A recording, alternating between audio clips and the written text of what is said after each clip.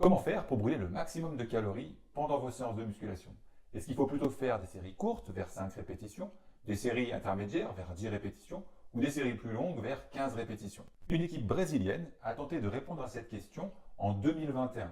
Ils ont pris 15 sportifs expérimentés en musculation, 15 hommes, donc tirage d'oreille pour ces Brésiliens parce que c'est une étude 100% masculine, ce qui rencontre deux difficultés. La première difficulté, c'est qu'on ne tient pas compte du fait qu'il n'y a pas que les hommes qui ont envie de perdre des calories à l'entraînement, il y a aussi les femmes. Et en plus, d'un point de vue déontologique, éthique, ça ne répond pas à la parité. Donc, double tirage d'oreille. La séance de musculation était composée de 8 exercices. Je trouve que 8 exercices, c'est beaucoup pour une séance de musculation. Donc, si on veut faire une analyse rapide de cette séance, c'est une séance corps entier, donc full body, mais avec un seul exercice pour le membre inférieur, les squats.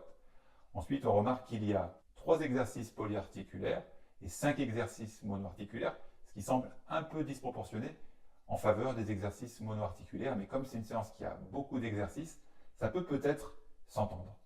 Cette séance-là était ensuite réalisée de 3 façons différentes, avec un schéma série-répétition différent.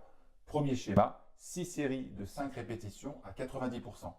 Là, j'ai un vrai problème parce que 6 séries de 5 à 90% de une répétition maximale, c'est, à ma connaissance et au vu de mon expérience, quasiment impossible à réaliser. C'est au moins 10% trop élevé. Alors, on va aller savoir ce qui s'est passé.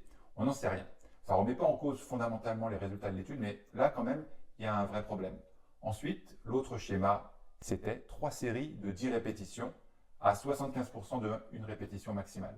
Et le dernier schéma, c'était 2 séries de 15 répétitions à 60% de une répétition max.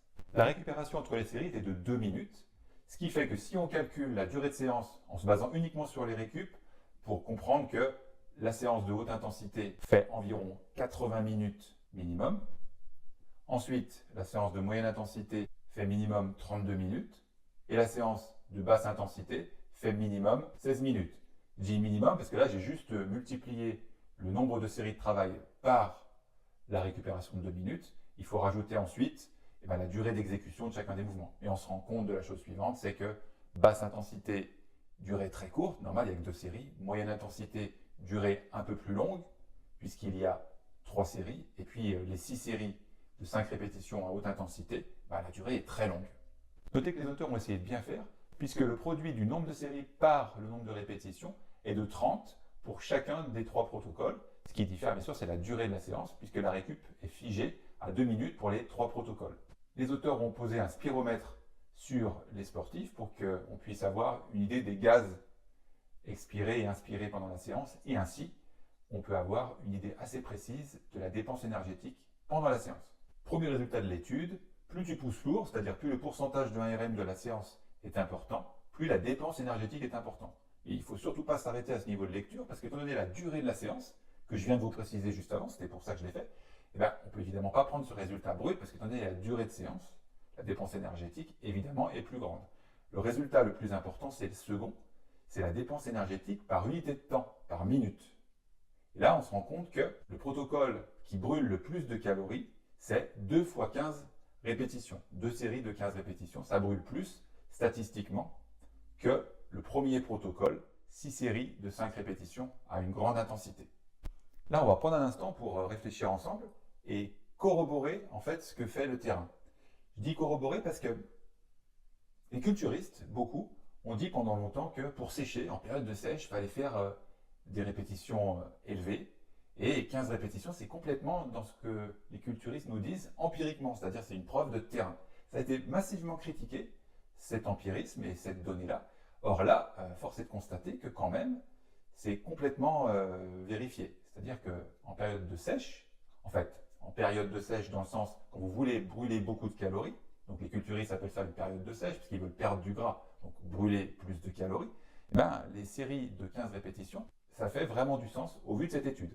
D'ailleurs, au vu de cette étude, on pourrait se dire, ouais, mais Olivier, t'es gentil, mais dans l'étude, il y a 15 bonhommes. Donc déjà, qu'en est-il des femmes? On ne peut pas le généraliser. Et puis 15 bonhommes, on ne peut pas l'universaliser. Donc ton étude, tu vois. Alors, attention, une étude qui a un faible effectif, c'est pas une bouse pour autant. Une étude qui a un faible effectif, ça veut dire deux choses. Ça veut dire que les résultats sont valables dans le cadre de cette étude, Et effectivement, ils ne sont pas généralisables à tout le multivers. Mais ça ne veut pas dire que cette étude est achetée à la poubelle. En fait, moi, ce que je vous conseille de faire quand il y a des études comme ça, avec un effectif faible, c'est de prendre les résultats, les tester sur vous ou sur vos athlètes, et de voir ce qu'il en ressort. Il peut tout à fait être intéressant ou vous devez peut-être l'écarter. En fait, ça va dépendre de votre cas de figure particulier, vos populations. Peut-être que cette étude est intéressante, mais peut-être qu'elle ne s'applique pas à vous ou à vos sportifs. Donc, voilà comment il faut se comporter, je pense, si je peux me permettre de vous donner mon avis, sur les études qui ont un faible effectif. J'avais oublié de vous dire un truc, j'ai réalisé cette vidéo à l'aide du résumé de cette étude et du travail de Knuckles dans la revue Mass. Je n'ai pas lu en intégralité l'étude scientifique. L'autre résultat cool de cette étude, c'est la dépense énergétique par minute, en fait moyenne, de tous les protocoles et de tous les individus mélangés, pour avoir en fait une valeur globale de, en fait la musculation, ça consomme combien de calories à la minute, en incluant dedans des récup. Donc c'est une estimation, parce que ça va dépendre de la durée des récup, mais c'est quand même bien intéressant je trouve. Et le résultat que je vais vous donner, il faut aussi inclure le métabolisme de base. Ou plus précisément, le résultat que je vais vous donner, dedans, il y a le métabolisme de base. Donc, le résultat, c'est environ 6 kcal par minute pour une séance de musculation. Attention, dans l'étude, le spectre est assez grand. Ça va de 4 à 8. Donc, c'est du simple au double. Donc, là encore, on se rend compte toujours de la chose suivante, c'est que les réponses individuelles sont très fortes. Mais bon, ce résultat moyen de 6 kcal par minute pour de la musculation, c'est très intéressant pour faire des estimations de dépenses énergétiques. Deux petites choses pour moduler le résultat de cette étude. La première chose, c'est que là, ce qui semble être le plus intéressant pour brûler des calories, c'est 15 répétitions. Les 15 répétitions, c'est un petit peu loin, c'est un petit peu élevé comme chiffre pour entraîner une bonne hypertrophie, c'est-à-dire une prise de masse musculaire. Et vous le savez, la prise de masse musculaire, le muscle, c'est un bon brûle-graisse. Pour rappel, 1 kg de muscle en plus égale 20 à 25 kcal brûlés par jour en plus pour chaque kilogramme de muscle ajouté pour une personne modérément active. Donc quand on se muscle, on perd des calories juste grâce à l'addition de muscles. Et là, avec 15 répétitions, c'est un petit peu haut pour prendre du muscle. Donc ça module un petit peu le résultat de l'étude. Ceci étant, si vous n'êtes pas intéressé par la prise de masse musculaire, là, ce que je viens de vous dire est annulé. Deuxième petite chose à considérer, c'est là encore la perte de calories post-séance. En fait, il y a ce qu'on perd à la séance, pendant la séance, mais il y a aussi ce qu'on perd après la séance. Et ça, c'est difficile à mesurer et surtout, le nombre de répétitions que vous faites pendant la séance influence ce que vous allez cramer ensuite post-séance. Ça, on n'en parle pas dans l'étude et je ne peux pas en parler maintenant parce que ça dépasse le cadre de cette vidéo, la perte de calories post-séance. Donc ça pourrait faire l'objet d'une autre vidéo, mais c'est aussi à moduler.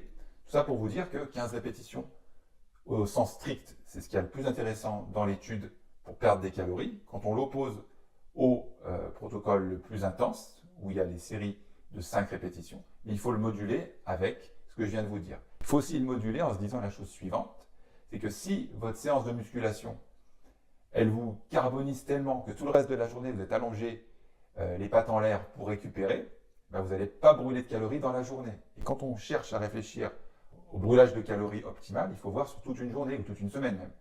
Donc attention aussi, si votre séance, elle vous carbonise tellement que vous ne pouvez plus rien faire de la journée, peut-être que vous allez brûler beaucoup de calories pendant la séance, mais peut-être plus rien le reste de la journée.